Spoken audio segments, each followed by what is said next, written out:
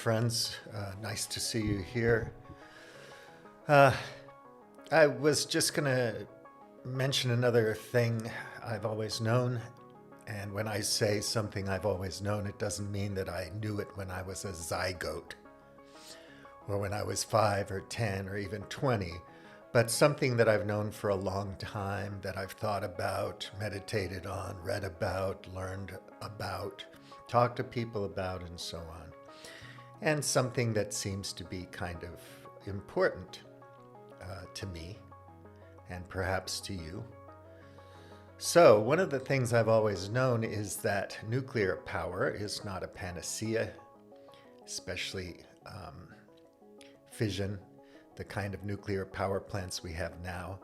And we probably won't have a breakthrough in technology anytime soon, whether it's fusion or whether it's just third generation nuclear power plants or things like this. People are working on things, but it's expensive and it takes time, and the world doesn't want to invest money in it.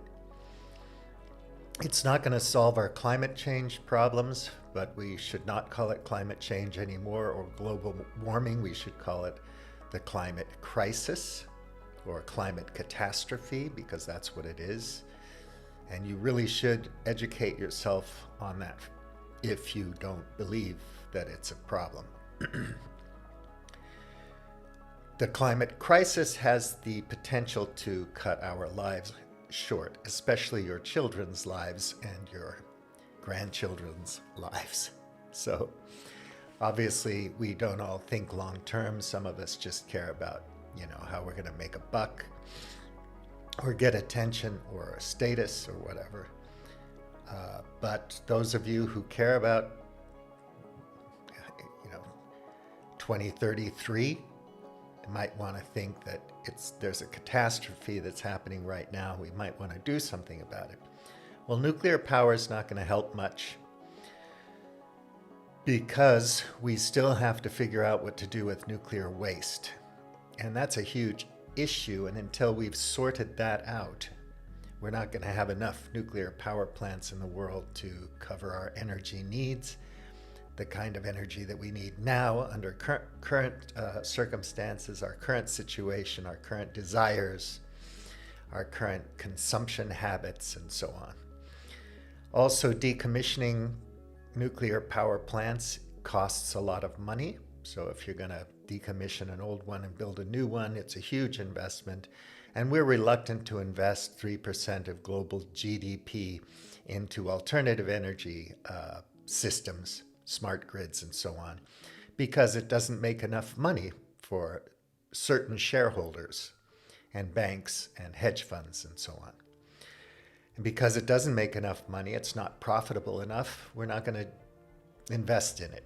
So markets aren't going to help us solve the climate crisis, and markets aren't going to help us find alternative energy sources, whether it be nuclear power or not. So I've always known that nuclear power wasn't a panacea.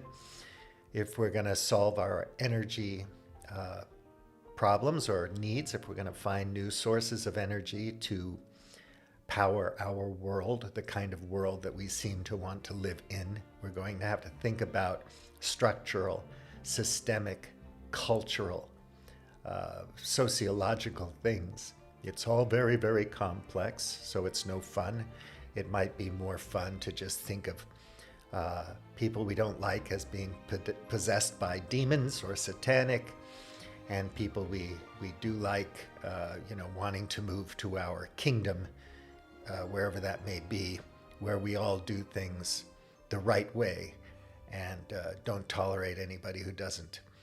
Some issues are global issues, like fisheries, trade, global trade, logistics, power, energy, the health of the oceans, the seas, the health of our environment and public health and so on. And these things are global issues and have to be sorted out through global institutions. And if you hate that, if all global institutions are part of a satanic, horrific conspiracy, then you're shit out of luck, because if you want to move to your kingdom in Texas or Idaho or somewhere in Eastern Europe where everybody's Orthodox Christian or whatever the thing may be. Don't expect 1.4 billion Chinese people to fall in line, or 1.2 billion or whatever it is, Indian people to fall in line, or the African continent to fall in line. If you want to go back to the 15th century with, armies going and looting other countries and enslaving people, colonialism, imperialism, and so on, have at it. If that's the way you want to wind up, let's see if it turns out any differently than it did in the past. Maybe the new fascism, Nova Fascismo, will be better than the old fascism. Or the new Nazi party will be better than the old Nazi party, but I doubt it. More democratization, more empowerment, better education for people. This is going to help us gradually improve our institutions so that they're less corrupt, so that they're more efficient, so that they're more professional, so that they make sense to more people, so that they deliver the products and services that people want, and so on. There's a reason why we evolved this way. You don't have to talk about all the complicated things like capital and global capital and neoliberalism and Marxism and neo-Marxism and all that crap.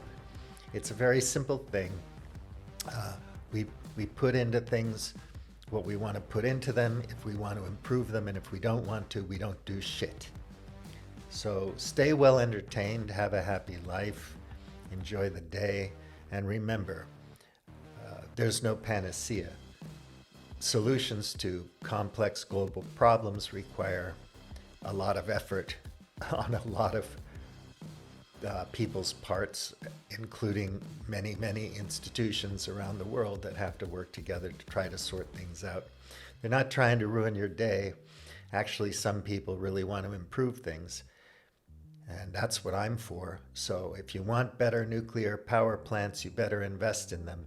And if you want to ramp up the development of nuclear power plants to offset our energy needs,